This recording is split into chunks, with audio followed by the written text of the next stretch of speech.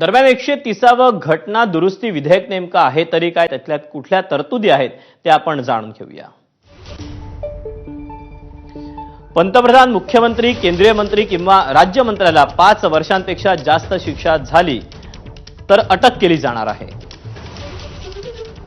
अटकेनंतर सलग 30 दिवस तुरुंगात ती व्यक्ती राहिली तर पदावरून हटवता येईल। अटकेच्या 31व्या दिवशी राजीनाम्याचं बंधन असेल किंवा हकालपट्टी केली जाईल। 5 किंवा त्यापेक्षा अधिक वर्षांची शिक्षा असलेल्या गुन्ह्यात अटक झाल्यास पद सोडावं लागेल।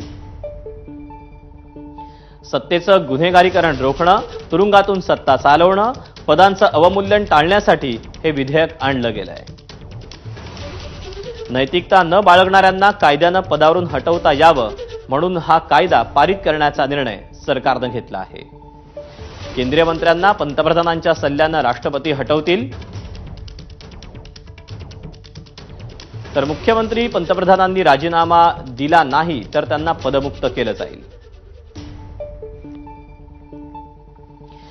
राज्यांच्या मंत्र्यांना 31व्या दिवशी मुख्यमंत्र्यांच्या सल्ल्यानं राज्यपाल हटवतील। तुरुंगातून निर्दोष सुटल्यास पुन्हा मंत्री, मुख्यमंत्री, पंतप्रधान होता येणार आहे।